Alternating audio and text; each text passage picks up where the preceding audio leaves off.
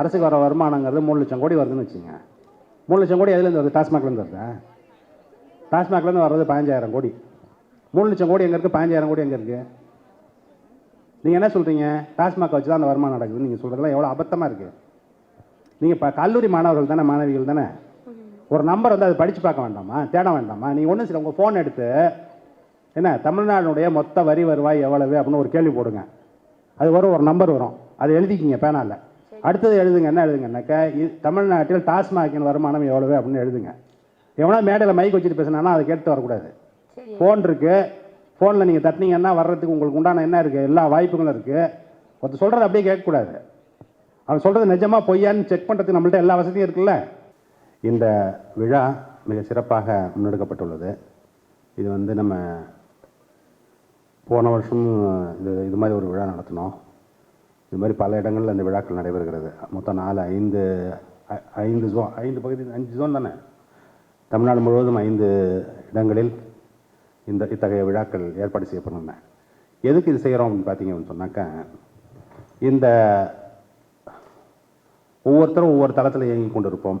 அவர்களை பற்றி ஒரு அறிமுகம் மாணவர்களாகிய உங்களுக்கு அது கிடைக்கணும் அப்படிங்கிறதுக்காக தான் இந்த ஏற்பாடுகள் செய்யப்பட்டுள்ளன. இது ஒரு அரிய வாய்ப்பு. இந்த வாய்ப்பை மாணவர்களாகிய நீங்கள் செம்மையாக பயன்படுத்தி கொண்டால் உங்களுக்கு மிகவும் உற்சாகமாகவும் அதே சமயத்தில் பயனுள்ளதாகவும் அது இருக்கும் அப்படின்னு நாங்கள் நினைக்கிறோம். அதனால தான் வந்து இந்த விழா இது மாதிரி ஏற்பாடு செய்யப்பட்டுள்ளது. ஒரே இடத்துல நீங்கள் வந்து கிட்டத்தட்ட 50-60 பேரை பார்க்குறது 3 நாளில் ஒவ்வொருத்தரும் ஒவ்வொரு துறையில் வேலை செஞ்சுக்கிட்டு இருப்பாங்க. அவங்களெல்லாம் நீங்கள் அவங்க பேசுகிறத கேட்குறது அப்படிங்கிறது வந்து எல்லோருக்கும் எல்லா சமயத்திலையும் கிடைக்கக்கூடிய வாய்ப்பு அப்படிங்கிறது கிடையாது. அந்த வகையில் இது ரொம்ப ஒரு சிறப்பான ஒரு வாய்ப்பு உங்களுக்கு. சரி, என்னுடைய தலைப்புக்கு வருவோம். இன்றைக்கி நான் வந்து என்ன பேசலாம்னு நினச்சிட்டு இருக்கேன்னாக்கா, இன்றைய பொருளாதாரம், தமிழகத்தின் பொருளாதாரம் அப்படின்ட்டு. ஏன் அதை பற்றி பேசுகிறோம் அப்படின்னாக்கா, வாழ்க்கையினுடைய ஒரு தவிர்க்க முடியாத பகுதியாக பொருளாதாரம் என்பது திகழ்ந்து கொண்டிருக்கிறது. தனிமனித பொருளாதாரம். அந்த தனிமனித பொருளாதாரம் என்பது நாட்டினுடைய பொருளாதாரத்தோடு இயைந்து செயல்படக்கூடியது. சரி, இப்போது தமிழ்நாட்டினுடைய பொருளாதாரம் நம்ம பேசும்போது உடனே நமக்கு என்ன ஞாபகத்துக்கு வரும் அப்படின்னு கேட்டிங்கனாக்கா, இன்றைய நிலையில் இந்தியாவிலேயே 2வது மிகப்பெரிய பொருளாதாரம் தமிழ்நாட்டினுடைய பொருளாதாரம். முதல் பொருளாதாரம் எது அப்படின்னு கேட்டிங்கனாக்கா, முதல் பொருளாதாரம் என்பது மராட்டிய மாநிலத்தினுடைய பொருளாதாரம். ஒவ்வொரு மாநிலத்துக்கும் ஒரு இது இருக்குது. பொருளாதாரத்தை எப்படி கணக்கு பண்ணுறது, இது என்ன பெருசாக, அடுத்தது அதுக்கடுத்துன்னு எப்படி நம்ம கணக்கு பண்ணுறோம் அப்படின்னு கேட்டிங்கனாக்கா, ஒவ்வொரு மாநிலத்திலும் அந்த ஒரு நிதியாண்டில் ஒரு வருஷம், அந்த ஒரு வருஷத்தை எடுத்துக்கிட்டிங்கன்னா அந்த வருஷத்தில் எவ்வளவு பொருள்களும் சேவைகளும் உற்பத்தி செய்யப்பட்டன, அதனுடைய மதிப்பு என்ன. இப்போ வந்து விவசாயம் பண்ணுவாங்க, அது இல்லாமல் தொழிற்சாலைகள் இருக்கும், தொழிற்சாலைகளில் பொருட்களை உற்பத்தி பண்ணுவாங்க. அதுக்கப்புறம் என்ன இருக்கும், சர்வீசஸ்ன்னு சொல்கிறோம்ல. இப்போ ஆசிரியர்கள் இருப்பாங்க, அதுமாதிரி அவர்கள் வந்து அவர்கள் வேலையை, காவலர்கள் இருப்பாங்க, அவங்க வேலையை பார்ப்பாங்க. அதுமாதிரி ஒவ்வொருத்தரும் அவங்கவுங்க பணியை நிறைவேற்றுவார்கள். சாஃப்ட்வேர் ஐடியில் இருக்கிறவங்க ஐடி வேலை இருக்கிறவங்க தயார் பண்ணுவாங்க. அந்த மாதிரி எல்லாரும் அந்த எல்லைக்குள் இருக்கும் மக்கள் என்னென்ன பொருட்களையும் சேவைகளையும் உற்பத்தி செய்திருக்கிறார்கள், அதனுடைய மதிப்பு என்ன, ரூபாயில் கன்வெர்ட் பண்ணி ஒரு நம்பர் கொண்டு வர்றது. இந்த நம்பர் எதுக்கு வந்தது அப்படின்ட்டு எனக்கு வரலாற்று ரீதியாக எடுத்து பார்த்தீர்கள் சொன்னால், அமெரிக்காவில் வந்து ஒரு 1920களில் வந்து ஒரு பெரிய ஒரு மந்த நிலை விட்டது.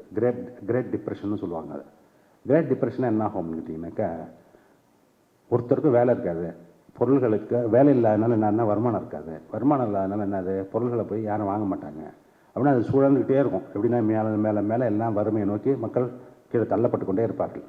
அந்த மாதிரி இருக்கும்பொழுது எப்படி அதுலேருந்து மீண்டு வர்றது அப்படிங்கும்போது பொருளாதார நிபுணர்களை கூப்பிட்டு அந்த அமெரிக்க அதிபர் கேட்குறாரு, என்னன்ட்டு என்ன செய்யலாம் இருக்குது அப்படின்ட்டு. அப்போ அவங்க என்ன சொல்கிறாங்க அப்படின்னு கேட்டிங்கன்னா, தனியார் யாரும் இந்த சமயத்தில் முதலீடு பண்ணுறதுக்கு முன் வர மாட்டாங்க. ஏன் அப்படின்னு கேட்டிங்கன்னா, தனியார்கள் முதலீடு பண்ணணும் அப்படின்னு சொன்னோம்னாக்கா, அவங்க ஒரு உற்பத்தி பண்ணுறாங்கன்னா அந்த பொருள் விற்கணும்னு நம்பிக்கை இருக்கணும். எப்போ விற்கும் பொருள், அப்போ மக்கள் கையில் காசு இருந்தால் தான் விற்கும். மக்களே வந்து வேலை இல்லாமல் வருமானம் இல்லாமல் அலைஞ்சிட்டு இருக்கான்னு வச்சுங்க, நம்ம எப்படி பொருளை வாங்குவான். அப்போது இவங்க உற்பத்தி பண்ணானாக்க உற்பத்தி பண்ணது அங்கே ஃபேக்ட்ரியிலே இருக்க வேண்டியது தான், யாரும் வந்து வாங்க மாட்டான். இப்போ ஹோட்டல் இருக்குன்னு வச்சுங்க, ஹோட்டலில் காலையில் இட்லி தோசைலாம் செஞ்சு வச்சுருக்கான்னாக்கா யாராவது வந்து சாப்பிட்டா தானே அவனுக்கு விற்கும், விற்றா தானே அடுத்த வேலைக்கு அவன் தயார் பண்ணுவான். மக்கள் கையில் காசு இல்லைன்னா அவன் எப்படி வந்து சாப்பிடுவான், அதாவது சாப்பிட வரமாட்டான். அப்போ அவன் என்ன செய்வான்னு கேட்டிங்கன்னா, முதல் நாள் செஞ்சு வைப்பான், அடுத்த நாள் செஞ்சு வைப்பான், 3ஆம் நாள் என்ன செய்வான், கடையை மூடிடுவான். இப்படி தான் வந்து அங்கே நடந்துகிட்டு இருந்தது. அந்த மாதிரி இருக்கும்பொழுது என்ன செய்கிறது அப்படின்னு கேட்டபொழுது அவங்க என்ன சொன்னாங்க அப்படின்னு கேட்டால், அரசு வந்து என்ன செய்யணும்னா, அதுதான் பலனை எதிர்பார்க்காமல் செலவு செய்யக்கூடிய திறன் படைத்தது அரசு தான். அதனால் நீங்கள் அரசு வந்து செலவு பண்ணணும் அப்படின்னு. அரசு எப்படி செலவு பண்ணுறது அப்படின்னு கேட்கும்போது இப்போ சொன்னால் அந்த நாடு நம்ம நாடு ரொம்ப பெரிய நாடாக இருக்குது, போக்குவரத்து வசதியெல்லாம் ரொம்ப கம்மியாக இருக்குது. அதனால் அரசு வந்து என்ன செய்ய அப்படின்னாக்கா ஊரெல்லாம் ரோடாக போடுது அப்படின்ட்டு ரோடாக போட்டுக்கிட்டு இருக்காரு வரிசையாக. அப்போ ரோடு எப்படி போடுறது அப்படின்னு கேட்டிங்கன்னா, யாரெல்லாம் வேலை செய்ய விருப்பப்படுறாங்களோ, யாருக்கெல்லாம் சம்பளம் வேணுமோ அவங்களாம் வந்து வேலை செய்யுங்க அப்படின்னு சொல்லி அவர்கள் எல்லாம் அழைத்து வரப்பட்டு அப்படி கட்டப்பட்டது தான் அமெரிக்காவில் இருக்கக்கூடிய இன்றைய பெரிய பெரிய ரோடுகள்லாம். அமெரிக்காவுடைய ஹைவே பார்க்குறோம்ல, இந்த பக்கம் பார்த்தீங்கன்னா 6 லேன், அந்த பக்கம் 6 லேன் இருக்கும். அதெல்லாம் எப்படி போடப்பட்டது அப்படின்னு கேட்டிங்கனாக்கா, மக்களுக்கு வேலைவாய்ப்பு வழங்குவதற்காக. அப்போ அந்த அதிபர் கேட்குறாரு, சரியா செலவு பண்ணுங்கிறிய, எவ்வளோ செலவு பண்ணணும் அப்படின்னு கேட்டபோது அவங்க வந்து ஏதோ இவ்வளோ பண்ணணும் அப்படின்னு, இத்தனை ரூபான்னு சொல்லாமல் நம்மளுக்கு எவ்வளோ பொருளாதாரம் இருக்கோ அந்த பொருளாதாரத்தில் 10% பண்ணுங்க அப்படின்ட்டு. அப்போ நம்ம பொருளாதாரம் எவ்வளவு அப்படின்னு கேட்டபோது யாருக்கும் சொல்லித்தரல. அப்போ தான் என்ன பண்ணாங்க அப்படின்னு கேட்டிங்கனாக்கா, ஒவ்வொரு துறையாக கணக்கு எடுக்கிறாங்க. கணக்கு எடுத்து எல்லாத்தையும் பணமாக மாற்றி டாலராக மாற்றி மொத்தமாக எல்லாத்தையும் கூட்டி, ஆக அமெரிக்காவுடைய பொருளாதாரத்தினுடைய அளவு இது அப்படின்னு முடிவு பண்ணுறாங்க. அதை பார்த்துட்டு தான் என்ன செஞ்சாங்கன்னா, எல்லா நாடுகளும் என்ன செஞ்சாங்க அப்படின்னு கேட்டிங்கன்னா, அவர்களாக அந்த மாதிரி ஒரு கணக்கு போட ஆரம்பித்தாங்க. நமக்கு விடுதலை கிடைச்ச பிறகு என்ன பண்ணுறோம் அப்படின்னு கேட்டிங்கனாக்கா, மாநிலங்களாக மொழிவாரி மாநிலங்களாக பிரிஞ்சதுக்கப்புறம் அந்தந்த மாநிலங்கள் எவ்வளோ வளர்ச்சி பெறுகிறது, எங்கே இருக்கோம் அப்படின்னு பார்க்கறதுக்காக என்ன செய்கிறோம்னாக்கா, ஒவ்வொரு மாநிலத்துக்கும் ஸ்டேட் டொமஸ்டிக் ப்ராடக்ட் அப்படின்னு அதுக்கு பேர், அதை கணக்கு பண்ணுறோம். அது மாதிரி கணக்கு பண்ணால் தமிழ்நாட்டினுடைய அளவு எங்கே இருக்குது அப்படின்னு கேட்டிங்கனாக்கா, வரிசையாக லிஸ்ட்டு போட்டிங்கன்னு வச்சுக்கோ, 29 மாநிலத்தையும் 28 மாநிலத்தையும் வரிசையாக கணக்கெடுத்து போட்டிங்க அப்படின்னு சொன்னீங்கன்னாக்கா, அதில் 2வது பெரிய இடத்துல சைஸ் அது பெருசாக இருக்கும். இப்போ நம்மளுக்கு வந்து இப்போ நம்மளுடைய நிதியமைச்சர் வந்து நம்ம பட்ஜெட்டை தாக்கல் செய்யும்போது என்ன சொல்லியிருக்காருனாக்கா, நம்ம தமிழ்நாட்டினுடைய பொருளாதாரம் கிட்டத்தட்ட 28 லட்சம்லேருந்து 28 லட்சம் கோடி வருஷத்துக்கு இருக்கும் அப்படின்னு கணக்கு பண்ணுறாங்க. நம்ம தமிழ்நாட்டில் உற்பத்தி ஆகும் பொருட்களின் மதிப்பு அப்படிங்கிறது 28 லட்சம் கோடி. மகாராஷ்டிரா எவ்வளோ இருக்கும்னா 36 லட்சம் 35 லட்சம் கோடி இருக்கும். ஒரு காலத்தில் எப்படி இருந்தோம் அப்படின்னு கேட்டிங்கனாக்கா, மகாராஷ்டிராவுடைய அளவில் பாதி தான் இருந்தோம். இப்போ எப்படி இருக்கோம் அப்படின்னு கேட்டிங்கன்னா, மகாராஷ்டிராவுடைய அளவில் 3/4 வந்துட்டோம். இப்படி தான் இருந்தோமா நம்ம ஆரம்பத்திலேருந்து. நமக்கு விடுதலை கிடைத்தது வெள்ளைக்காரன்ட்டு விடுதலை கிடைத்தது 1947. அதுக்கப்புறம் எத்தனை வருஷம் ஆயிருக்கு? இப்போ 75 வருஷம் ஆச்சா. இதில் நம்ம பொருளாதாரம் எப்படிலாம் இருந்திருக்கு அப்படின்னு பார்த்தீங்க அப்படின்னு சொன்னால், 1947, 1950, 1960 கூட பார்த்தீங்கன்னா, 70 கூட பார்த்தீங்கன்னாக்கா எப்படி இருக்கும் அப்படின்னு கேட்டிங்கன்னா, வட இந்தியாவில் இருக்கக்கூடிய உத்தரப்பிரதேசம், அப்புறம் வந்து இமாச்சல பிரதேசம், பஞ்சாப், அதுலேருந்து ரொம்ப வளமையான மாநிலங்கள். நம்மளாம் ரொம்ப இத்து போனவனுங்க. நம்மள்ட்ட என்ன கிடையாது, அந்த அளவுக்கு வருமானமும் கிடையாது, அந்த அளவுக்கு செல்வமும் கிடையாது. நம்மளாம் எப்படி இருந்தோம்னாக்கா ரொம்ப பரம ஏழைகளாக தான் இருந்தோம். எந்த அளவுக்கு ஏழையாக இருந்தோம்னு கேட்டிங்கன்னா, நமக்கும் பீகாருக்குலாம் வித்தியாசமே கிடையாது. அந்த அளவுக்கு இதாக நம்மளோட பீகார்லாம் கூட நல்லா இருந்தது. அப்படி இருந்தோம். என்ன காரணம் அப்படின்னு பார்த்தீங்க அப்படின்னு சொன்னாக்கா, அந்த சமயத்துலலாம் பொருளாதாரம் வந்து நல்லா இருக்கணும் அப்படின்னு சொன்னால் அடிப்படையில் எப்படி இருக்கணும்னாக்கா, நீர் வளம் நிறையா இருக்கணும். ஏன்னா விவசாயம் அப்போ வந்து தொழில்கள்லாம் பெரிய தொழிலெலாம் கிடையாது, சர்வீசஸ்லாம் பெருசாக கிடையாது. இப்போ என்ன இருந்தது அப்படின்னு கேட்டிங்கன்னா, விவசாயம் தான் பெரிய தொழில். அதுதான் நீங்கள் இப்போ நிறைய பேர் சொல்லுவாங்க, இப்போ கூட மேடையில் தெரியாமல் சொல்லிட்டு இருக்காங்க, என்னது இந்தியா ஒரு விவசாய நாடு, இந்தியா ஒரு விவசாய நாடுன்னு. இந்தியா ஒரு விவசாய நாடுன்னு சொல்கிறது எப்படின்னா, அப்போ சொன்ன கதை. என்ன சொன்ன கதை? 50, 60 பார்த்தீங்க அப்படின்னு சொன்னீங்கன்னா, வேறு எந்த பெரிய தொழிலும் இல்லாத போது வேளாண்மை தான் ஒரே தொழில். அந்த வேளாண்மை வேணும்னா என்ன வேணும்? வற்றாத ஜீவநதிகள் ஓடணும். வற்றாத ஜீவநதி எங்கே இருக்குது? இந்தியாவில் வட இந்தியாவில் தான் இருக்குது. எங்கே? இந்த இமாலயத்திலிருந்து கிளம்பி வரக்கூடிய நதிகள் தான் என்னது வற்றாத ஜீவநதிகளாக இருக்குது. அங்கே இருக்கிற பனி பாறைகள் உருகி தண்ணியாக ஓடும் பொழுது வருஷம் முழுக்க தண்ணி ஓடும், கங்கையில் யமுனையிலலாம். இங்கே என்ன ஓடும்? இங்கே வந்து கர்நாடகாவில் மழை பெஞ்சு தண்ணி அப்போ அதுன்னு ஒரு மான்சூனில் தான் மழை பெய்யும். நமக்கு ஒரு மான்சூன் தான் நம்ம சவுத் இந்தியாவுக்கு. அப்போது அந்த மழை பெஞ்சு அந்த தண்ணி வருது பாருங்கள், அந்த தண்ணி வந்தாக்கா காவேரியில் தண்ணி வரும். அது எப்போ வரும்னு தெரியாது, எப்போயாவது வரும், ஆனால் வரும். அப்படி இருந்தது. ஆனால் அவன் வருஷம்லாம் 365 நாளும் போகிறது போய் இங்கே 6 மாதம் வந்தால் பெரிய விஷயம். 2 ஆறில் தான் அது மாதிரி தண்ணி வரும். இதில் ஒன்று வரும், தாமிரபரணியில் வரும். மற்றெல்லாம் எப்படின்னு கேட்டிங்கன்னா காட்டாயிரம் மாதிரி தான். எப்போ வரும் எப்போ வராதுன்னு தெரியாது. திடீர்னு மழை பெஞ்சுன்னா ஓடியாரம், அப்புறம் வராது. அந்த மாதிரி இருக்கும்போது நீங்கள் எப்படி அதை நம்பி விவசாயத்தை பெரிய அளவில் பண்ண முடியும்? அது எப்படி பண்ணாங்க அப்படின்னு கேட்டிங்கனாக்கா, அங்கங்கும் பெய்யக்கூடிய மழையை தேக்கி வைத்து, அதுக்கு ஏரிகளை கொண்டு வெட்டி, ஏன்னா கண்மாய்களை வைத்து, அதில் இருக்கக்கூடிய தண்ணீரை சேமித்து சின்ன சின்ன அளவில் அந்தந்த ஊரில் அப்பப்போ அங்கே மழை பெஞ்சு அந்த தண்ணி அதில் கிடச்சிதுனாக்கா அதுக்கப்புறம் அந்த இதை விவசாயத்தை பண்ணலாம் அப்படிங்கிற அளவில் அது நடந்து கொண்டு இருந்தது. அதனால தான் நம்ம விவசாயம் எப்படி இருந்தது அப்படின்னு கேட்டிங்கன்னா, மழையை நம்பி இருக்கக்கூடிய ஒரு விவசாயம். அப்படி இருக்கும்போது என்ன வாய்ப்பு இருக்குது உங்களுக்கு? பெரிய வாய்ப்பு ஒன்றும் கிடையாது. இந்த வருஷம் மழை பொய்த்து போயிருந்ததுன்னு சொன்னால் உங்கள் பொருளாதாரம் படுத்துக்கும் கீழே. அப்படி இருந்த காலம். அப்போ மிக பெரும்பான்மையானவர்கள் எப்படி இருந்தாங்க அப்படின்னு கேட்டிங்கன்னா, எல்லோரும் அதை நம்பி தான் இருக்கணும். சரி, எல்லோரும் அதை நம்பி இருக்கணும், எல்லாத்தையும் நல்லா இருக்கா? இருந்ததா? உண்மையில எல்லாத்தையும் நல்லா கிடையாது. நிலம் யார்கிட்ட இருந்தது அப்படின்னு கேட்டிங்கன்னா ரொம்ப குறைச்ச பேர்ட்ட தான் இருந்தது. மீதி பேரில் என்ன செய்யணும்னு கேட்டிங்கன்னா, யார் நிலம் வைத்திருக்கிறார்களோ அவர்களிடம் போய் வேலை செய்யணும். ஏன்னா வேலை செய்யணும்? ஏர் ஓட்டணும், நடவு நட்டணும், களை வெட்டுக்கணும், அறுப்பு இருக்கணும், அதுக்கு கூலி கொடுப்பாங்க. அந்த கூலி தான் என்னது? சாப்பாட்டுக்கு ஒரே வழி. அந்த மாதிரி இருக்கும்போது வறுமை எப்படி இருக்கும் யோசிச்சு பாருங்கள். வறுமை எப்படி இருந்தது அப்படின்னு கேட்டிங்கனாக்கா 60%, 70% வறுமை. வறுமைன்னு என்ன வறுமை அப்படின்னா 3 வேளை சாப்பிட முடியாது. அப்போல்லாம் ஒரு கணக்கு எடுப்பாங்க. என்ன கணக்கு எடுப்பாங்க அப்படின்னு கேட்டிங்கன்னா, இந்த நாட்டில் இருக்கவங்க எத்தனை பேர் 2 வேளை சாப்பிட்டாங்க, 2 ஸ்கொயர் மீல்ஸ் எ டே அப்படின்னு ஒரு கணக்கு இருந்தது. இப்போ யாராவது அது மாதிரி கேட்க முடியுமா உங்கள்கிட்ட? இப்போ சாப்பிடாதேங்கிறான் நம்மளை. என்னன்ட்டு 4 வேளை 5 வேலைலாம் திங்காதரா, 3 வேளை தின்னு அது போதும், அதுக்கு மேலே சாப்பிட்டீங்கன்னாக்கா உடம்பு தேவையில்லாத பிரச்சனைலாம் வருதுங்கிற அளவுக்கு இப்போ மாறி இருக்கும். ஆனால் ஒரு காலத்தில் எப்படி இருந்தது அப்படின்னு கேட்டிங்கன்னா 2 வேளை சாப்பாடு. ராத்திரி எத்தனை பேர் சாப்பிடாம போய் படுப்பான் தெரியுமா? சாப்பாடு இருக்காது. அந்த மாதிரி இருந்தோம். அப்படி இருக்கும்போது வறுமை எவ்வளோ கொடுமையாக இருக்கும். இப்போ இதெல்லாம் நம்ம தெரிஞ்சுக்கணும் அப்படின்னு சொன்னோம்னா என்னன்னு கேட்டிங்கனாக்கா 1920 எப்படி இருந்தது, 1930 எப்படி இருந்தது அப்படின்னாக்கா அப்போயே என்ன பண்ணியிருக்காங்க அப்படின்னு கேட்டிங்கன்னா, கிராமங்கள்லேருந்து இங்கே பல்கலைக்கழகங்களுக்கு படிக்க வர்றவங்கள உங்கள் ஊரில் என்ன நடக்குதுன்னு எழுதிட்டு வா அப்படின்னு சொல்லி அனுப்பிச்சிருக்காங்க. அவங்க அது மாதிரி எழுதின ரெக்கார்டெலாம் இருக்குது. அதை எடுத்து படித்து பார்த்தீங்கன்னா எப்படி இருக்கும் அப்படின்னு கேட்டிங்கன்னா, ஒரு வீடு இருக்குது, அந்த வீட்டில் நீங்கள் நேரம் நடந்து வீட்டுக்குள்ளே போக முடியாது. எப்படி போகணும் அப்படின்னு கேட்டிங்கன்னா, வீட்டில் போய் தவழ்ந்து தான் உள்ளே போகணும் வீட்டுக்குள்ளே. இப்போ குடிச்சா எப்படி இருந்திருக்கு, அவ்வளோ கீழே இருக்குது. குடிக்கிற தண்ணி எப்படி இருக்கும் அப்படின்னு கேட்டிங்கன்னா, குளத்தில் இருக்கிறத அப்படியே மொண்டு குடிக்க வேண்டியது தான். அதனால் காவிரியினுடைய வடப்பகுதியிலெல்லாம் பார்த்தீங்க அப்படின்னு கேட்டிங்கனாக்கா ஒரு வினோதமான ஒரு நோய் இருக்கும். என்ன நோய் இருக்கும் அப்படின்னாக்கா, இப்படி அரிக்கும், அரிச்சு இப்படி சொரிஞ்சிங்கன்னு வச்சுங்களேன், காயமாகும். காயமாகி அதுலேருந்து ஒரு புழு எட்டி பார்க்கும். அந்த புழு என்ன தெரியுமா செய்வாங்க, அந்த புழுவை நீங்கள் எடுக்கவே முடியாது வெளியில். அதை சுருட்டி சுருட்டி சுருட்டி ஒரு முடிச்சு போட்டு தொங்கிக்கிட்டு இருக்கும் உடம்போடைய உங்களோடைய. அது ஒரு வியாதி, அது ஒரு நோய். அது எதுலேருந்து வருது அப்படின்னு கேட்டிங்கன்னா, நல்ல தண்ணி, சுகாதாரமான தண்ணி குடிக்க முடியாதனால வந்த நோய். அது மாதிரி எவ்வளோ பேருக்கு இருந்தது அப்படின்னு கேட்டிங்கன்னா, மிக பரவலாக அவ்வளோ பேருக்கு இருந்தது. அப்போ குடி தண்ணி எவ்வளோ கேவலமாக தண்ணி குடிச்சிருக்கோன்னு பாருங்கள். சாப்பாட்டுக்கு அதான் வழி, ஒரு சாப்பாட்டுக்கே வழி கிடையாது. இப்படி இந்த வாழ்க்கை இருந்தது. அப்போ வறுமையினுடைய அளவு அங்கே இருந்தது. குடியிருக்கிற வீடு அப்படி இருக்கும், தெரு எப்படி இருக்கும்னு யோசிக்க வேண்டியதில்லை உங்களுக்கு. மின்சார வசதி கிடையாது.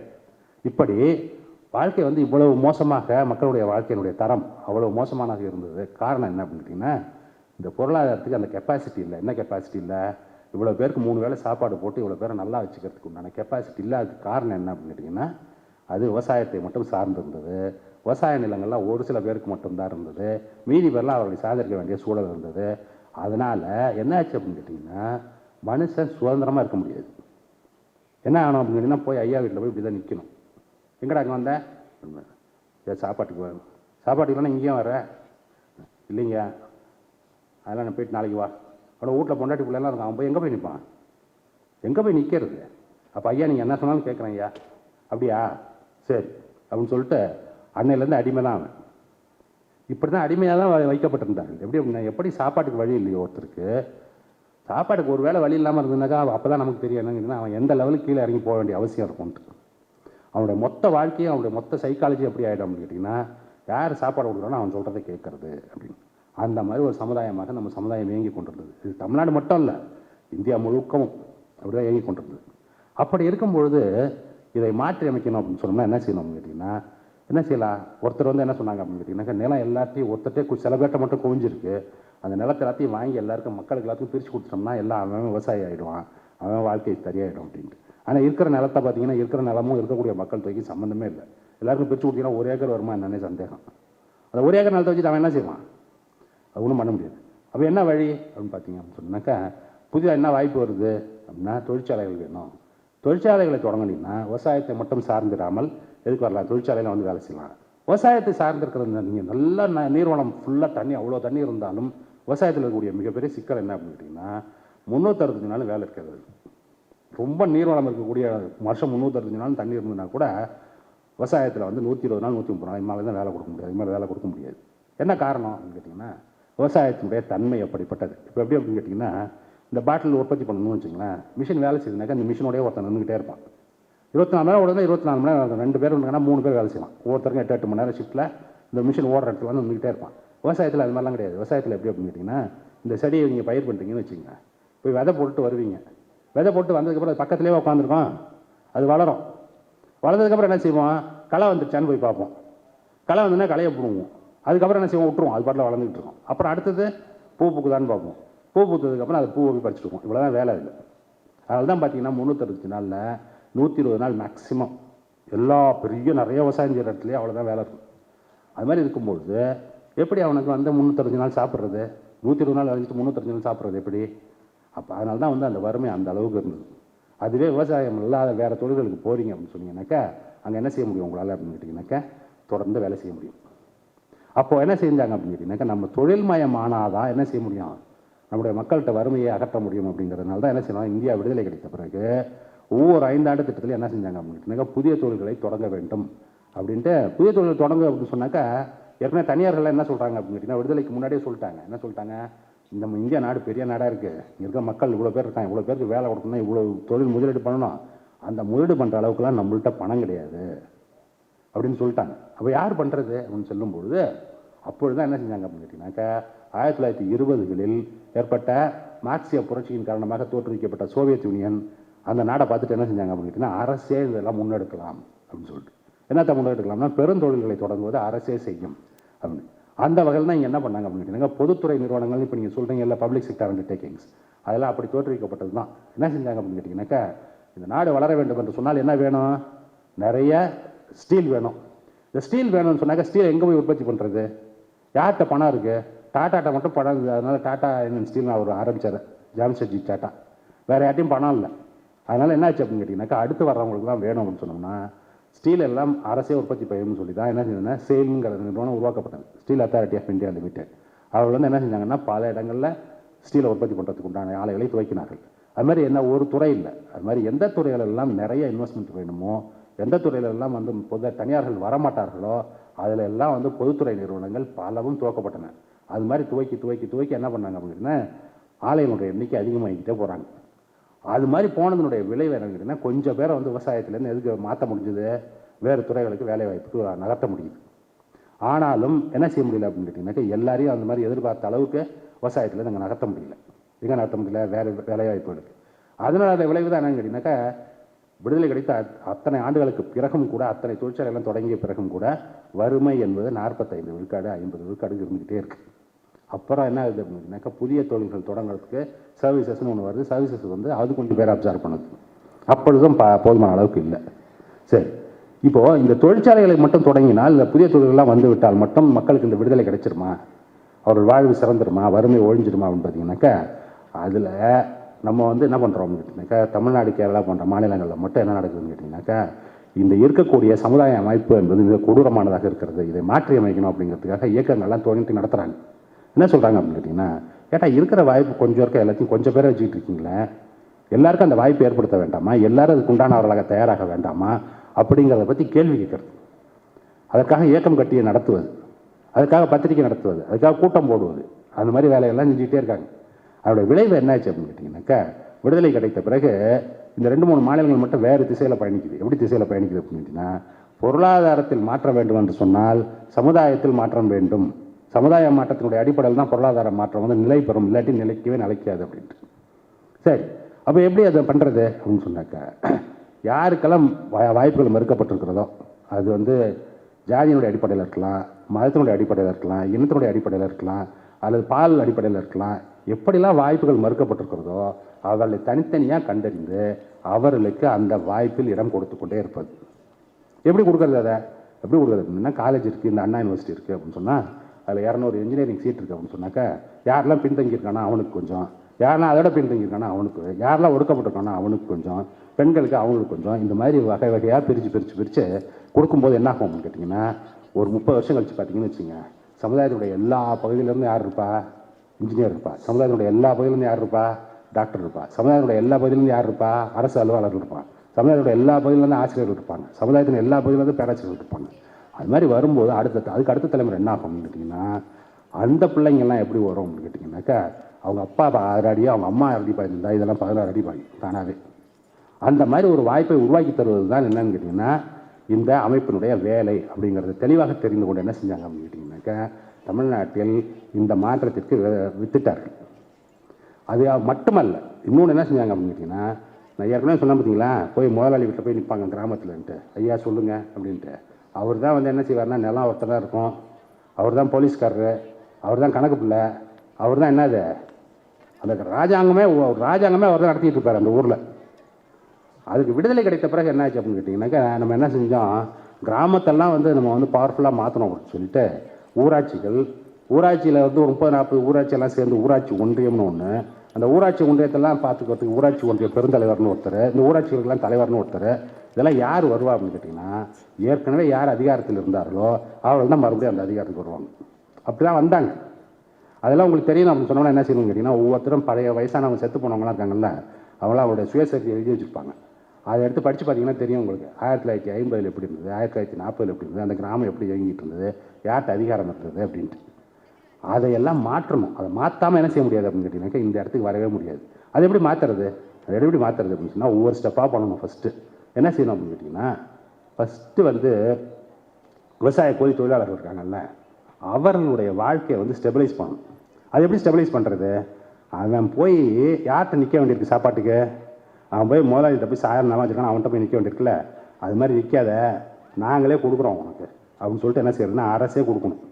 அரசு எப்படி கொடுக்கும் அப்படின்னு பார்த்தீங்கன்னாக்கா, நம்ம பார்க்குறோம்ல இப்போ நியாய விலை கடைகள்ன்ட்டு ரேஷன் கடை நம்ம சொல்கிறோம்ல, அந்த ரேஷன் கடை வழியாக தான் என்ன செய்கிறாங்க அப்படின்னு கேட்டிங்கனாக்கா, நீ போய் யார்கிட்ட நிற்காத, உங்கள் முதலாளிகிட்ட போய் நிற்காத, நீ வா இங்கே வா, அரசாங்கமே உங்களுக்கு என்ன கொடுக்கும், சாப்பாட்டுக்கு உண்டான அரிசியை கொடுக்கும், கோதுமையை கொடுக்கும் அப்படின்ட்டு.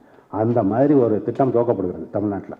அதுக்கு 30 வருஷம் ஆச்சு. எதுக்கு அப்படின்னு கேட்டிங்கன்னா, அந்த மாதிரி ஒரு திட்டம் துவக்கப்பட்டு தமிழ்நாட்டில் இருக்கக்கூடிய 2.25 கோடி குடும்பங்களுக்கும் குடும்ப அட்டை வழங்கப்பட்டு, அந்த குடும்ப அட்டைகள்லாம் யார்கிட்ட போய் சேர்ந்துருக்கு, எங்கே போய் வாங்கிக்கணும் அவங்களாம்? அந்த கடையில் போய் வாங்கிறதுக்கு கடை இருக்கணும், கடையில் ஜாமான் இருக்கணும்.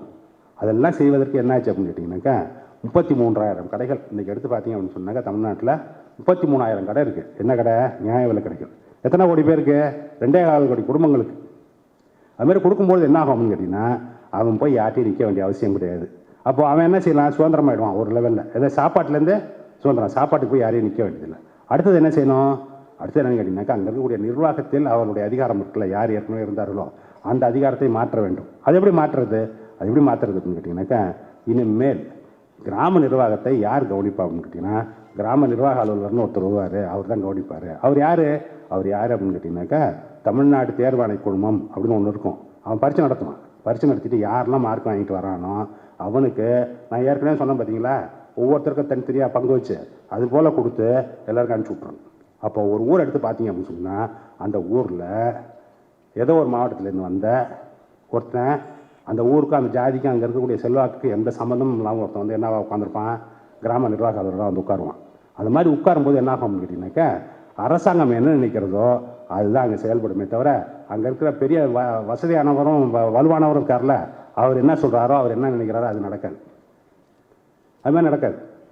அதே போல் என்ன செய்யறது அப்படின்னு கேட்டிங்கனாக்கா, அரசு நிர்வாகத்தில் எல்லோருக்கும் பங்கு அப்படின்னு, எல்லாருக்கும் ரெப்ரசன்டேஷன் அப்படின்னு வரும்பொழுது அதனுடைய தன்மையே மாறிவிடும்.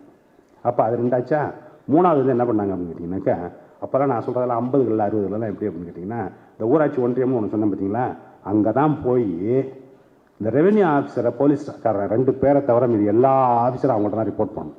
ஸ்கூல் டீச்சரா, டாக்டரா, விவசாயத்துறை அலுவலரா, கூட்டுறவுத்துறை அலுவலரா, எல்லா அலுவலர்களும் யார்கிட்ட போய் ரிப்போர்ட் பண்ணணும்? அந்த ஊராட்சி ஒன்றிய தலைவர் இருக்கார்ல, ஊராட்சி மன்ற தலைவரெலாம் சேர்ந்து தேர்ந்தெடுக்கக்கூடிய ஊராட்சி ஒன்றிய தலைவர்கிட்ட தான் போய் ரிப்போர்ட் பண்ணணும். அப்படி இருக்கும்போது இவங்க என்ன பார்க்குறாங்க அப்படின்னு கேட்டிங்கன்னா, நம்ம என்ன தான் இங்கேருந்து கொள்கை முடிவு எடுத்து அறிவித்தாலும் அங்கே போய் நடக்கும்போது என்ன நடக்குது அப்படின்னு கேட்டிங்கனாக்கா, அவர்கள் என்ன நினைக்கிறாங்களோ அதை நடத்துவாங்க. அந்த மாதிரி இருந்தால் எப்படி நம்ம வளர்ச்சி நம்ம இங்கேருந்து கற்பனை பண்ணி வச்சுருக்கோம் இப்படி மாற்றணுன்ட்டு, அங்கே போய் பார்த்தீங்கன்னா பழையபடி அவனே தான் எல்லாத்தையும் பண்ணிகிட்டு இருக்கான் அப்படின்னு சொன்னோம், எப்படி மாறும்? அப்போ என்ன செஞ்சாங்க அப்படின்னு கேட்டிங்கனாக்கா, எல்லாத்தையும் ப்ராவின்ஷியலைஸ் பண்ணுறதுன்னு பேர். ப்ராவின்ஷியலைசேஷனாக என்ன செய்யறது அப்படின்னு கேட்டிங்கன்னா, நீ யாரும் அவனுக்கு ரிப்போர்ட் பண்ணாத, இது எல்லாம் நேராக டைரெக்டாக கவர்மெண்ட் ஆஃப் தமிழ்நாடுக்கு ரிப்போர்ட் பண்ணு, நீ எல்லாம் அவனுடைய ஆஃபீஸராக மாறிடு அப்படின்னு சொல்லி எல்லாரையும் மாற்றி அமைச்சனுடைய விளைவு என்ன அப்படின்னு கேட்டிங்கன்னா, அவர்களுடைய அதிகாரம் பதிக்கப்பட்டது. ஒன்று வந்து சாப்பாட்டுக்காக போய் எவனும் அவன்கிட்ட நிற்கிறது இல்லை. ரெண்டாவது வந்து என்னது, கிராம நிர்வாக அதிகாரங்கிறது அவனிடமிருந்து போகிறது. மூன்றாவது வந்து என்ன கேட்டிங்கன்னா, வளர்ச்சி குறித்த எந்த விஷயத்தில் அவர்கள் வந்து என்னது, அவர்கள்ட்ட போய் நீ நிற்க வேண்டியதில்லை அப்படிங்கிறது 3 மாற்றியாச்சு. அடுத்த கட்டம் என்ன அப்படின்னு கேட்டிங்க அப்படின்னு சொன்னீங்கன்னாக்கா, வேலை நீ மட்டும் தான் கொடுப்பேன், நானே கொடுப்பேன்னு கொடுக்குறது. மகாத்மா காந்தி 100 நாள் வேலை திட்டம்னு ஒரு திட்டம் கொண்டு வந்தாங்கல்ல, ஒவ்வொரு ஊர்லேயும் கொண்டு வந்தோன்னு என்னாச்சு அப்படின்னு கேட்டிங்கன்னா, விவசாயம் மட்டும்தான் கிராமத்தில் இருக்க வேலைன்னு இல்லை, வேறு வேலைகளும் இருக்கிறது அப்படின்னு சொல்லி அந்த வேலையும் மாற்றி இப்போ இது வழியாக என்ன ஆயிடுச்சு அப்படின்னா, கிராமப்புறங்களில் அந்த ஏற்கனவே இருந்த அதிகார கட்டமைப்பு இருக்குங்கிறதுல அதை முற்றிலுமாக மாற்றி விட்டார்கள். அது மாதிரி மாற்றுறதுனால தான் என்ன ஆச்சு அப்படின்னு கேட்டிங்கனாக்கா, புதிய புதிய வாய்ப்புகள் வரும்போது இவர்களால் வர முடியாது. அது மட்டுமா செய்கிறாங்க, மறுநாள் மாற்றி அப்படியே விட்டுட்டப்போ அவனால் ஒன்றும் பண்ண முடியாது. அப்போ நம்ம என்ன செய்யணும் அதுக்கப்புறம் என்னன்னு கேட்டிங்கனாக்கா, அவர்களுக்கு கல்வியை எல்லாருக்கும் கொண்டு போய் சேர்க்கணும். அதற்கு பிறகு சாலை போக்குவரத்தை ஏற்படுத்தணும், மின்சார வசதியை ஏற்படுத்தணும். அதெல்லாம் ஏற்படுத்தினீங்கன்னா என்ன செய்ய முடியும் அப்படின்னு கேட்டிங்கனாக்கா, அவனால் என்ன செய்ய முடியும், அந்த கிராமத்திலேருந்து கிளம்பி நகரங்களுக்கு வர முடியும், படிக்க முடியும், வேலைக்கு போக முடியும், இதெல்லாம் செய்ய முடியும். அதெல்லாம் செய்ததனுடைய விளைவு தான் என்ன அப்படின்னு கேட்டிங்கனாக்கா, இன்றைக்கு என்னவாக இருக்கிறது அப்படின்னு கேட்டிங்கன்னா, அந்த பழைய அதிகாரம் இருக்குல்ல, நிலப்பிரபுத்துவத்துடன் கூடிய இருந்த அதிகாரம், அந்த அதிகாரங்கிறது இல்லாமல் தகர்க்கப்பட்டு விட்டது.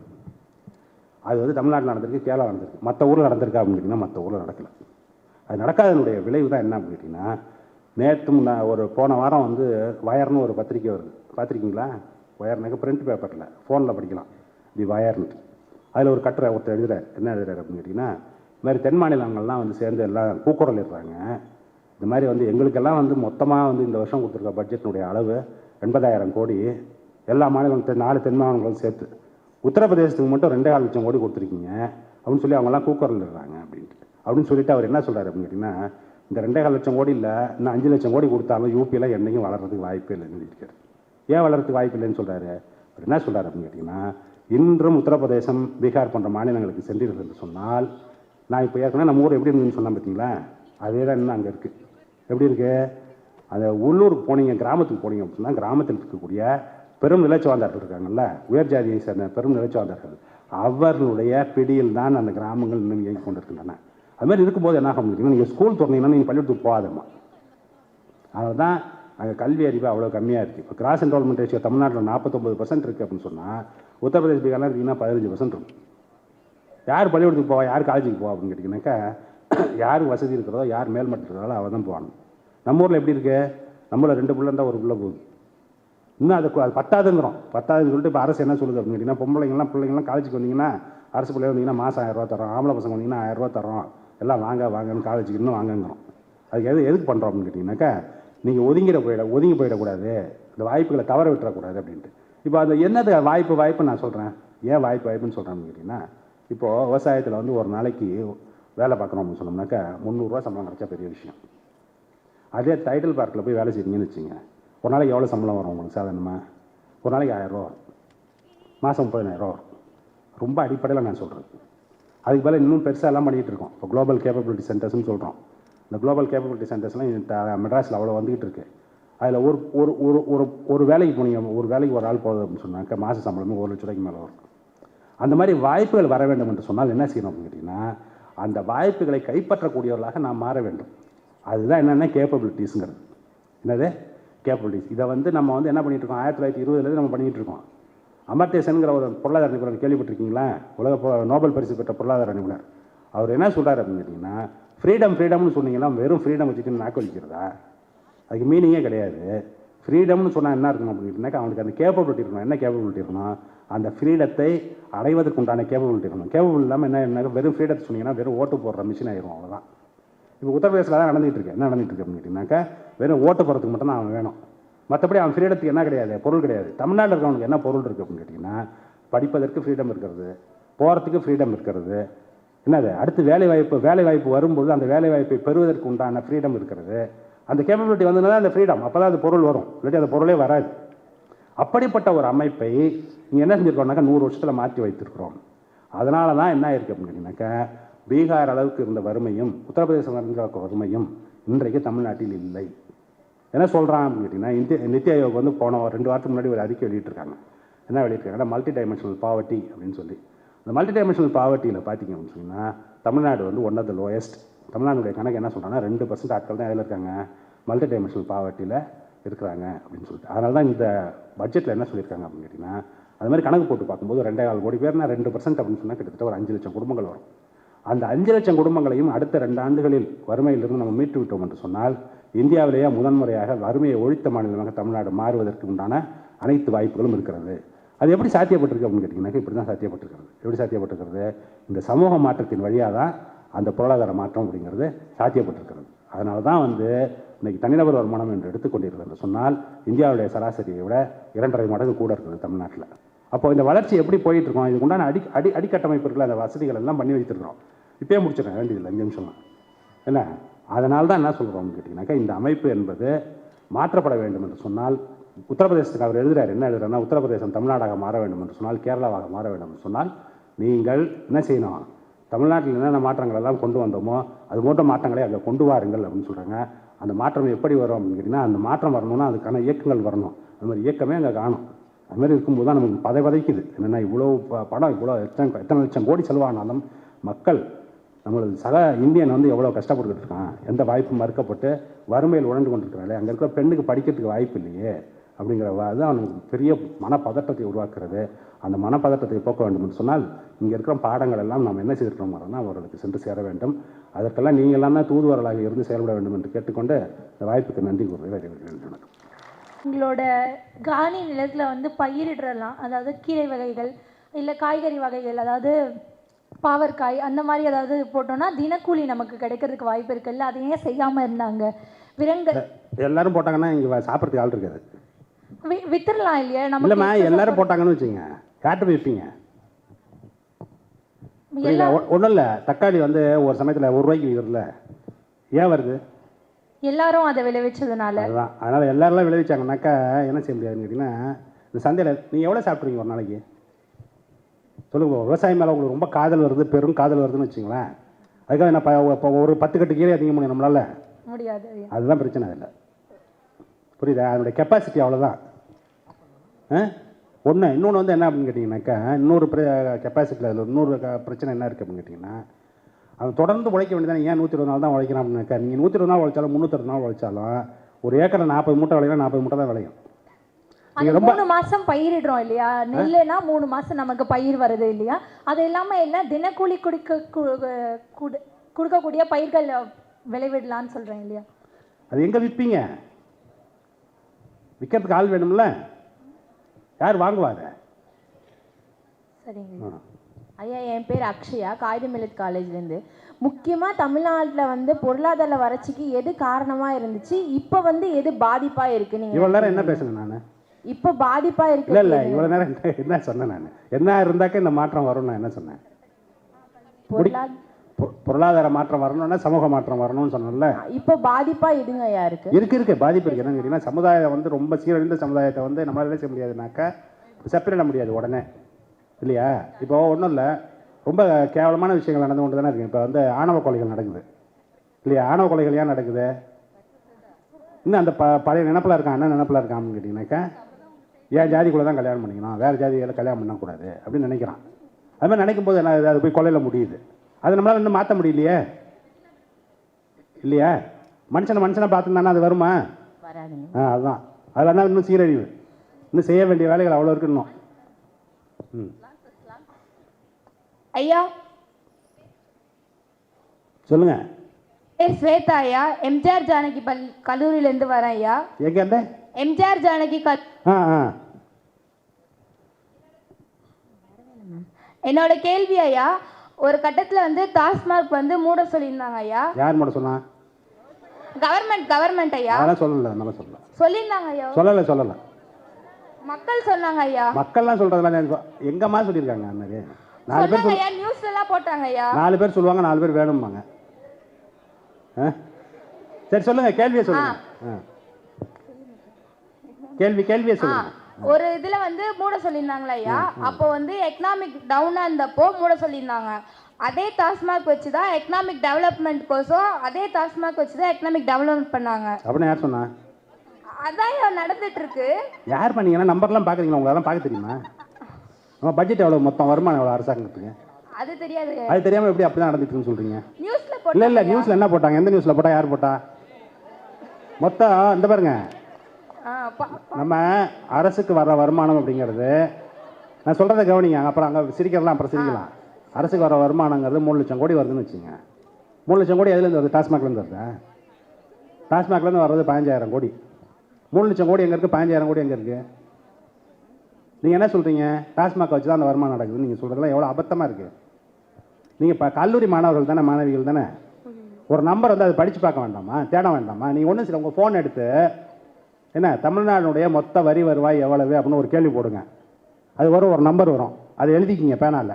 அடுத்தது எழுதுங்க, என்ன எழுதுங்கன்னாக்கா, தமிழ்நாட்டில் டாஸ்மாகின் வருமானம் எவ்வளவு அப்படின்னு எழுதுங்க. எவனா மேடையில் மைக் வச்சுட்டு பேசினானா அதை கேட்டு வரக்கூடாது. ஃபோன் இருக்குது, ஃபோனில் நீங்கள் தட்டினீங்கன்னா வர்றதுக்கு உங்களுக்கு உண்டான என்ன இருக்குது, எல்லா வாய்ப்புகளும் இருக்குது. ஒருத்தர் சொல்கிறது அப்படியே கேட்கக்கூடாது. அவன் சொல்கிறது நிஜமாக பொய்யான்னு செக் பண்ணுறதுக்கு நம்மள்ட்ட எல்லா வசதியும் இருக்குல்ல. முன்னாடிலாம் அதெல்லாம் பண்ண முடியாது. நான்லாம் உங்களாட்டம் இப்போ ஸ்டூடெண்ட்டாக இருக்கும்போது என்ன சொன்னால் லைப்ரரிக்கு போகணும், தேடணும், எடுக்கணும். இப்போ கையில் ஃபோன் இருக்கு, தட்டினீங்கன்னா உலகத்தில் எங்கே இருந்தாலும் வரப்போகுது உங்களுக்கு செய்தி. சரியா? அதெல்லாம் மிகவும் தவறான தகவல். அடுத்தது. வணக்கம் ஐயா, நான் சஞ்சனா தேவகி, பிரசிடென்சி காலேஜ்லேருந்து கேட்குறேன். இப்போ நமக்கு வந்து எல்லா விதத்துலேயுமே நம்ம சவுத் தான் வந்து முன்னோடியாக இருந்தாலுமே இந்த கவர்மெண்ட் எக்ஸாம்ஸ் யூபிஎஸ்சி எக்ஸாம்ஸ்லாம் வந்தாலே பீகாரை எப்படி பின்தங்கி இருந்தாலுமே இருக்கிறதுலே highest number of IAS officers IPS ஆஃபீஸர்ஸ்லாம் பீகார்லேருந்து தான் இருக்காங்க. அதையே நம்ம வந்து குளோபலைஸ்டாக எவ்வளோ இது பண்ணாலுமே நம்ம கவர்மெண்ட் பொசிஷன்ஸ்லேயோ அந்த அத்தாரிட்டிஸ்லேயோ இன்னும் நம்ம ஸ்டூடெண்ட்ஸோ நம்ம அது ரொம்ப கவலையான ஒரு விஷயம் தான் ஒன்று. இன்னொன்று வந்து என்ன அப்படின்னு கேட்டிங்கனாக்கா, இந்த இந்த கிராஸ் என்ரோல்மெண்ட் ரேஷியோ இவ்வளோ அதிகமாக வந்துட்டு, ரெண்டாவது வந்து இதில் இருக்கக்கூடிய ஒரு க்ரீம் இருக்குது பார்த்தீங்களா, அவங்களாம் என்ன பண்ணிடுறாங்க அப்படின்னு கேட்டிங்கனாக்கா, வாய்ப்புகளை தேடி வெஸ்ட்டுக்கு போகிறாங்க. எங்கன்னு கேட்டிங்கன்னா, எவ்வளோ எனக்கு தெரிஞ்ச ஸ்டூடெண்ட்ஸ் அவ்வளோ ஸ்டூடெண்ட்ஸ் வந்து யூஎஸ்லேயும் யூரோப்புக்கும் போயிடுறாங்க. எதுக்கு போயிடுறாங்க அப்படின்னு கேட்டிங்கனாக்கா, இருக்கிறதுலே பெஸ்ட்டு எங்கே யூனிவர்சிட்டிஸ் இருக்கோ அங்கே போகிறாங்க. அதுக்கான காரணம் என்னன்னாங்கய்யா, அவங்க வந்து அதே கவர்மெண்ட் எக்ஸாம் அது நீட்டாக நான் உங்களுக்கு ஒன்று சொல்லிட்டேன். ஒரு எக்ஸாம்பிள் சொல்கிறேன். எனக்கு ரேங்க் வந்து சீஃப் செக்ரட்டரி ரேங்க், ரைட்டா? என் பையன் அவனுக்கு வயசு என்ன தெரியுமா ஆகுது? அவனுக்கு வயசு 32.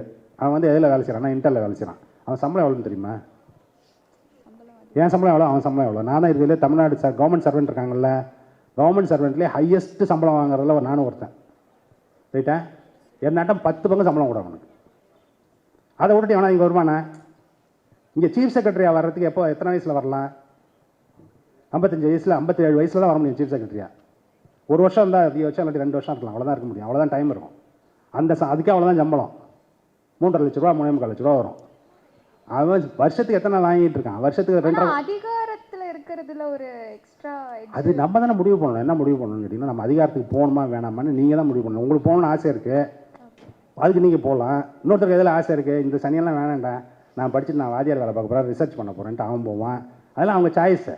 ஆனால் ஒரு விஷயம் என்ன அப்படின்னு கேட்டிங்கனாக்கா, அதில் வந்து நம்ம மக்களுக்கு வந்து அவ்வளோ பெரிய ஆர்வம் இல்லை அப்படிங்கிறது. ஒரு சின்ன ஒரு செக்ஷன் மட்டும் இருக்குது, அதுவும் குறிப்பாக பெண்கள். அவங்களுக்கு வந்து என்னென்னு கேட்டிங்கன்னா, சிவில் சர்வீஸ்க்கு வர்றது அப்படிங்கிறதுல வந்து ஒரு பெரிய ஆர்வம் இருக்கிறது. அது நல்லா தெரியுது நமக்கு. எப்படின்னு கேட்டிங்கன்னா, இப்போ டிஎன்பிஎஸ்சி எக்ஸாம், குரூப் 1 எக்ஸாம்லாம் போய் பார்த்தீங்க அப்படின்னு சொன்னீங்கன்னாக்கா, தேர்ந்தெடுத்து வரக்கூடிய பெண்கள் வந்து அவ்வளோ பேர் பெண்கள். அது போன வருஷம் குரூப் 1 ஆஃபீஸர்ஸில் பார்த்தீங்கன்னாக்கா அநேகமாக 5 பேர் அந்த மாதிரி ஆண்கள் நினைக்கிறேன், மீதி அவ்வளோ பேரும் பெண்கள். அதனால் அந்த மாதிரி ஒரு சின்ன ஒரு செக்ஷனுக்கு ஒரு பெரிய ஆர்வம் இருக்கிறது. அதுவே சிவில் சர்வீஸ் போகணும் அப்படிங்கிறது தான் இப்போ நம்ம அதெல்லாம் சொல்கிறோம். என்னன்னு கேட்டிங்கன்னா, இன்சென்டிவ்லாம் கொடுக்குறோம், நீங்கள் வாங்க வந்து படிங்க அப்படின்னா, அதுக்கு உண்டான ஆர்வத்தை வந்ததுனா தான் வர முடியும். மக்களுக்கு அந்த வாய்ப்பு இல்லைன்னா ஒரு வேளை வந்திருப்பாங்க. அப்போல்லாம் அந்த வாய்ப்பு கிடையாது. இப்போ 50s 60sலாம் பார்த்தீங்கன்னா, அப்போல்லாம் அந்த மாதிரி வெளிநாடு போய் படிக்கிறதுலாம் ரொம்ப சிக்கலான சங்கதி, ரொம்ப கஷ்டம் போகிறது. பணம் நிறையா இருந்தாலும் போக முடியும். அந்த மாதிரி இருக்கும்போது இவங்கெல்லாம் என்ன செஞ்சாங்கன்னு கேட்டிங்கன்னாக்கா, உடனே சிவில் சர்வீஸ்க்கு வர்றது அப்படிங்கிறது அப்போ சவுத்துலேருந்து நிறைய பேர் போயிட்டு இருந்தாங்க. இப்போ பணம்லாம் வந்துடுச்சு, நிறையா வசதி வந்துடுச்சுனோன்னா இதை பற்றி யாரும் திரும்பியே பார்க்குறதில்ல, எல்லாம் அங்கே போயிடுறாங்க. அதுதான் பெரிய இது ரொம்ப. ஓகே, உங்களுக்கு யாரும் ஒன்று தொடர்ந்து படிங்க, சிவில் சர்வீஸுக்கு ட்ரை பண்ணுங்கள். ஏன் அடுத்தது முடிச்சுட்டோமா? நன்றி.